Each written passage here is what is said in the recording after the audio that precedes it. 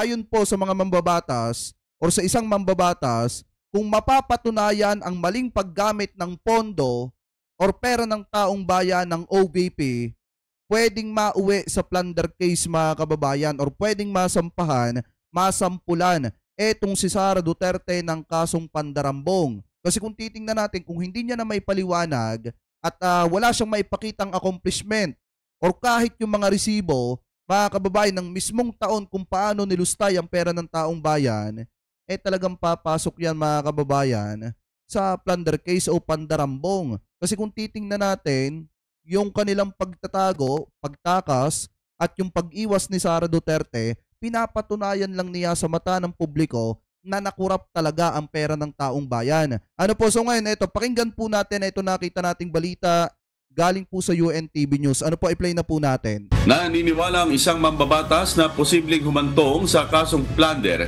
kung mapatunayang may maling paggamit ng pondo ng Office of the Vice President. Ito ang giit ni House Deputy Majority Leader Representative Jude Asidre, kaya mahalagang maipaliwanag ng tanggapan ni BP Duterte ang mga tanong sa paggamit ng pondo nito. Sa ngayon, wala pang tugon mula kay BP Duterte hinggil sa issue. So you want to be technical about it? Is the amount within the bounds of what can be considered plunder? Probably yes. Is it betrayal of... Talagang mauuwi yan mga kababayan sa plunder case, masasampulan siya pagka hindi niya sinagot yan.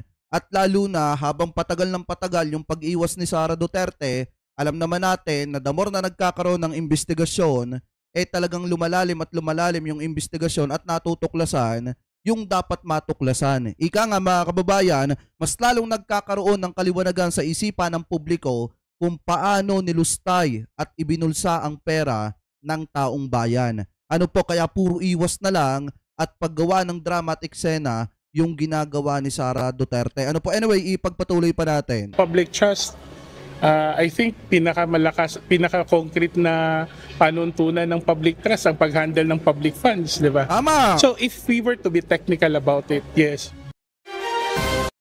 Maliwanag ayon dito kay Congressman Asedre, mga kababayan, pwedeng mauwi sa plunder case etong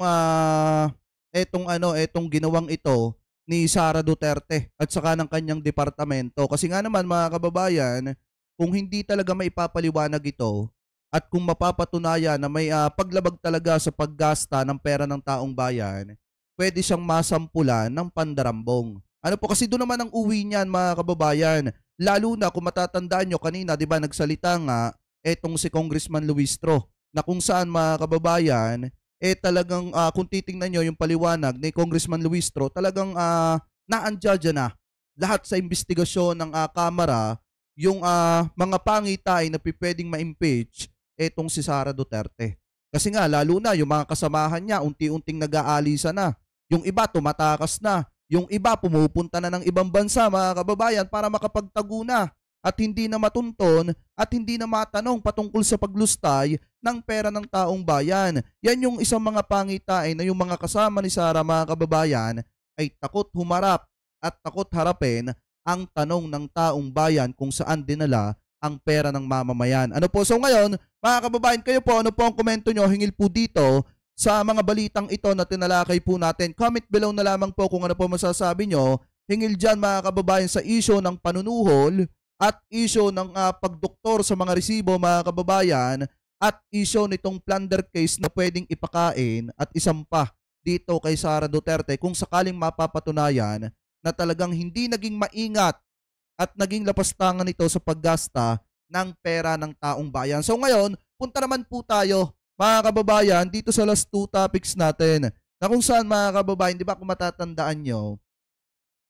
nung kahapon ata yun or nung nakaraang araw, nagbitaw ng salita itong si Senate President Chis Escudero na hindi po nila ililihim yung pinag-usapan dun po sa Senado patungkol, mga kababayan, dun sa pagdinig ng war on drugs. At kahit ICC, mga kababayan, yung humingi ng transcript, talagang handa po nilang ipag-certify, handa nilang ibigay sa ICC, mga kababayan, or kung kanino man na maganda yung paggagamitan. So ngayon, eto yung mga kababayan, eto yung video na kung saan mismong sinabi nitong si Senate President na kung saan walang dahilan para tumanggi sa pag-certify ng drug war probe transcripts ani po ni Senate President Chis Escudero ang Senado. So ngayon, i-play na po natin. Walang nakikitang dahilan si Senate President Francis Chis Escudero para tanggihan ng Senate Blue Ribbon Committee ang justifiable na mga hiling na i-certify ang mga transcript ng kanilang pagdinig sa war on drugs ng administrasyon ni dating Pangulong Rodrigo Duterte. Batay sa naturang pagdinig, ipinahayag ng dating Pangulo na hindi siya hihingi ng paumanhin sa kanyang drug war at Tsaka maraming inamin dyan si Duterte, mga kababayan. Kaya nga kung maibibigay sa ICC yung transcripts ng pinag-usapan dyan po sa Senado, talagang maraming makukuha ang ICC na ebidensya para talagang kasuhan etong si Duterte at yung sina Bato de la Rosa. Kaya nga kung makikita ninyo, mga kababayan, si Bato de la Rosa talagang nagsasagot ngayon at maingay sa mga media at hindi niya talaga tinatantanan yung issue ng ICC at saka nung drug war. Kasi nga, nararamdaman ni Bato de la Rosa na malapit na talaga, mga kababayan. Baka nga kung tutuusin, baka nga bago pumasko or saktong Pasko, nasa Netherlands etong si Bato de la Rosa. Anyway, ipagpatuloy pa natin. Nako ang buong legal na responsibilidad na maidudulot nito. Samantala, nauna nang sinabi ni Surigao del Norte 2nd District Representative Robert Ace Barbers, co-chairperson ng House Quad Committee, na hindi ibabahagi ng komite ang kanilang transcript sa International Criminal Court o ICC dahil hindi miyembro ang Pilipinas sa naturang hukuman. Gayunman, iginiit nito na ang transcript ay isang public document kaya nasa desisyon na ng kung sino mang hihingi nito kung saan ito gagamitin. Ngayon, mga kababayan, di ba mismo nanggaling sa bibig nitong si Senate President, si Escudero, mga kababayan, na hindi nila itatago yung transcript na pinag-usapan nung inimbitahan ng Senado etong si Duterte.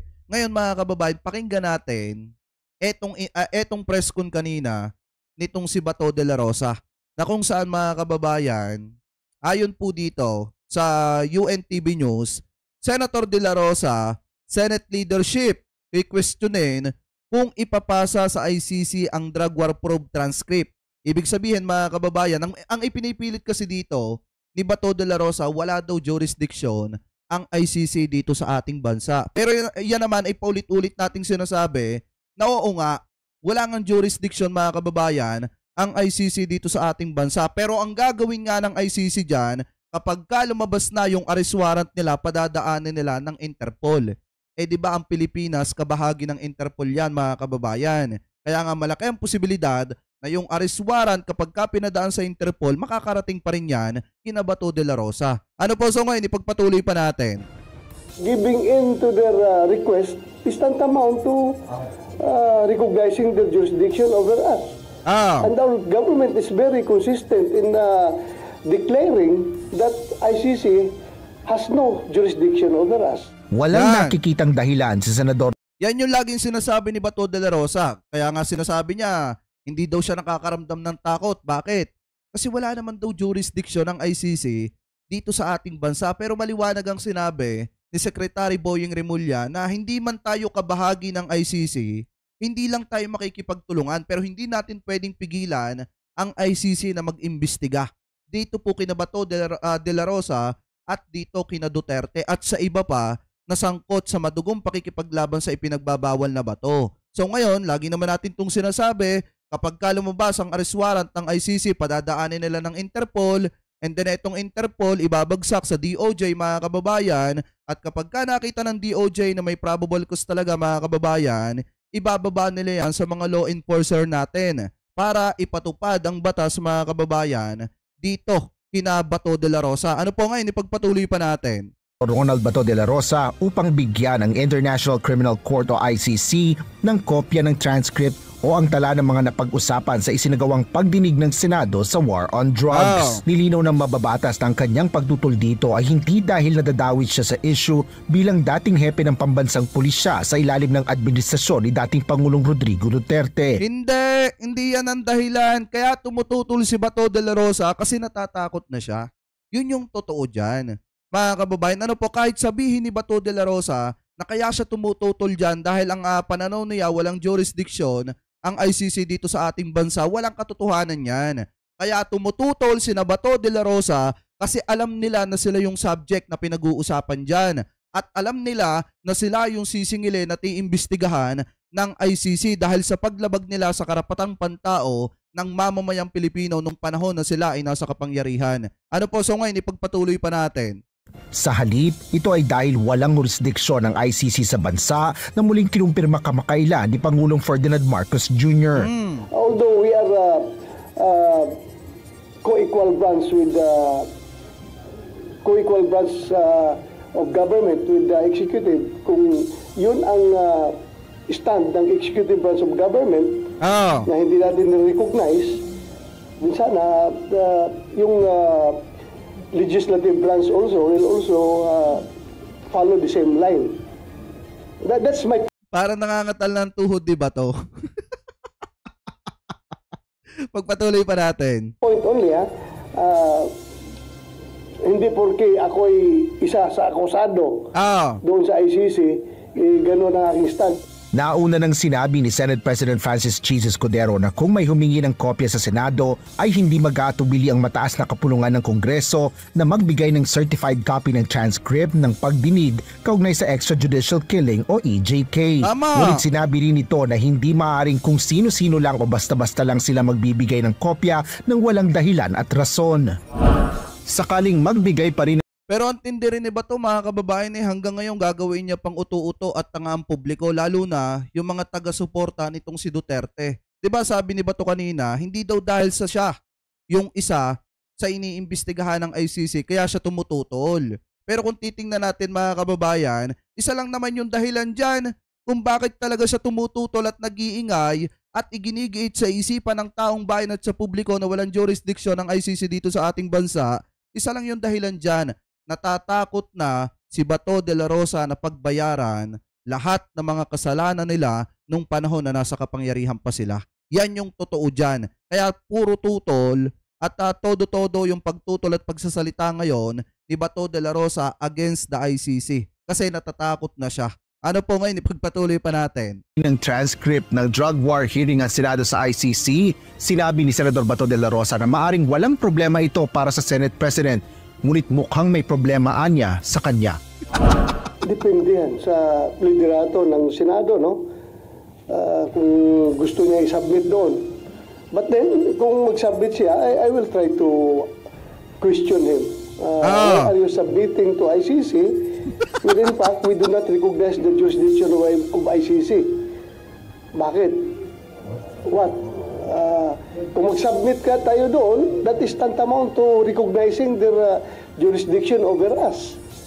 Pero kung ako si SP, si Senate President Chis Escudero, ako ang tinanong ni Bato de la Rosa ng ganyan, na bakit ko isasubmit yung transcript doon sa ICC, isa lang yung isasagot ko dyan, napakabilis, para pagbayarin ka sa lahat ng kasalanan mo at para patunayan mo na wala ka talagang kasalanan.